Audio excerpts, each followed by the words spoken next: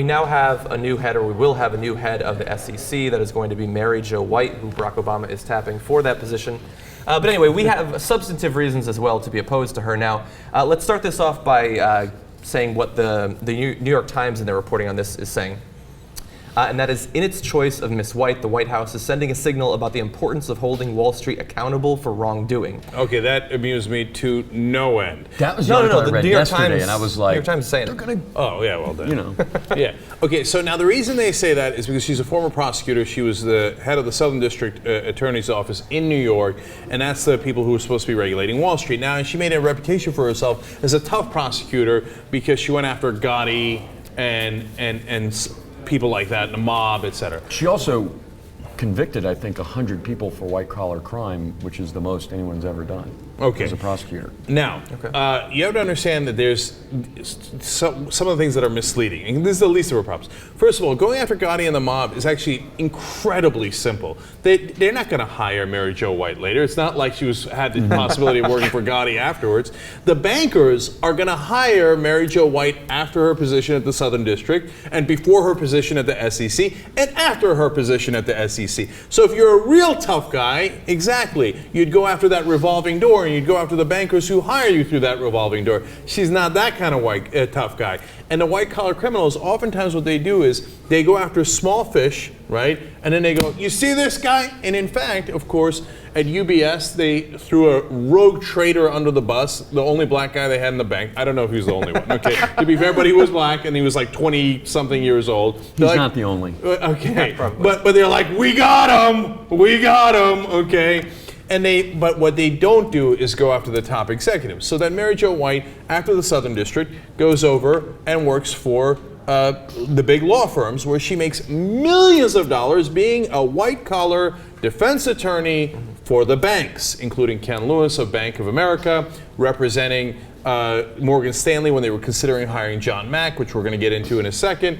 But the New York Times doesn't tell you the millions she made doing that. They don't tell you what we're about to show you. Instead, they say, look, tough on crime, Mary Jo. Well, this signals they're going after Wall Street. My ass, it does. I mean, that is horrible reporting. In fact, that reporting was so bad, the New York Times got embarrassed by that sentence and removed it from a later version of the article. Okay, that's how bad that was. They're merciful, I guess. Right. But yeah, so you alluded to some of the other problems with her, and one, this is sort of a complicated case, but it involves Gary Aguirre, who is one of the low-level SEC regulators, who at one point was investigating Morgan Stanley's former CEO, John Mack, who was going to be rehired, I believe, by Morgan Stanley. And so we have some interesting quotes in regard to that. Aguirre, an SEC foot soldier, is trying to interview, by the way, a major Wall Street executive, not handcuff the guy or impound his yacht, mind you, just talk to him. In the course of doing so, he finds out that his target's firm is being represented by the former U.S. attorney overseeing Wall Street, who is going 4 levels over his head to speak directly to the chief of the SEC's enforcement division. Aguirre didn't stand a chance. A month after he complained to his supervisors that he was being blocked from even interviewing Mack, he was summarily fired without notice. The case against Mack was immediately dropped, all depositions canceled, no further subpoenas issued. So now, let me clarify. The person that Matt Taibbi is talking about there that went 4 layers above Aguirre, Mary Jo White. Okay, she's there to protect John Mack, the banker for Morgan Stanley. She's a private attorney for the bankers at that point, but she knows all these people in government because of the wrong door that John was talking about. That's what she's hired for. And she goes and she talks to the guy and says, get Aguirre off of this. Why? Aguirre has made the terrible mistake of actually trying to do his job. He's like, look, as Taibbi says, I'm not trying to arrest the guy. I just want to investigate a little bit because this looks like insider trading and it looks like something we're supposed to investigate. They fired him. They fired him for doing his job. Yeah. But Mary Jo White will be really tough on the bankers. Now, laugh along with us.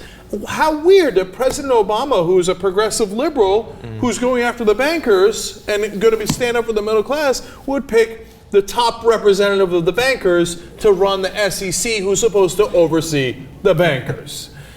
I gotta say, that's kind of how government works. And if you, This is a crazy idea, but if you really wanted to get someone tough, you get a populist, conservative, authoritarian Republican who's from a middle-class background and has never lived in New York and worked in finance, but can read the laws to go after them. Now, here's the part. Someone who's mean and nasty. Yeah, here's the part that I agree with on that. Somebody uncorrupted by Washington. And you're right, Wes. I don't give a damn if it's a conservative or a liberal. But unfortunately, the Republican Party has been taken over by the virus so thoroughly that I'm left in a position where I don't trust almost any Republican in the country. If they're a party official, Oh, no, I don't mean a party official. I mean someone who's like the county whatever in Georgia or the Alabama. guy's making those something ads with like the shotguns on a horse and That's stuff. the guy. Right? Yeah. That guy, if you could show me that he's not hooked on donor money, and that he knows the law. I'd take him over a so-called liberal that Obama picked any day. Just anybody who's actually gonna do the job and who's a little pissed, to Wes's point. You know, what's of course, there's it's sort of a compromise. Like he puts her in charge, and so we're not going to get actual regulation of the banks. But to be fair, on the flip side, Obama is going to get a ton of credit from Republicans for being so nice about the whole thing. But so we can go into we can go into the specifics about where she's, I think, committed major derelictions of her duty. But let's skip right past that to her general philosophy and how she's going to approach regulation of the banks or not approach regulation of the banks. And let's go to this final quote. In February 2012, White expressed doubts at a panel at New York University about whether banks had committed crimes ahead of the financial crisis. She warned against trying to prosecute mistaken behavior, what is even reckless risk-taking. So that's where she's coming from. So she says there in that panel, no, what the bankers did, it's not illegal. I mean, she said at the end of that, and I saw the panel, she said, we don't want to get caught up in a frenzy, right? Like, for a frenzy of prosecution for the largest fraud, financial fraud in American history. You wouldn't want to get caught up in a frenzy. Yeah. And so basically she's saying, I'll slap their wrist and go, tut, John Mack, who paid me millions of dollars just a couple of years ago, and Bank of America that paid me millions of dollars a couple of years ago. Obviously I won't prosecute you. Obviously you're free to go, but next time just watch it a little bit. Oh, well, thank God she's the head of the SEC.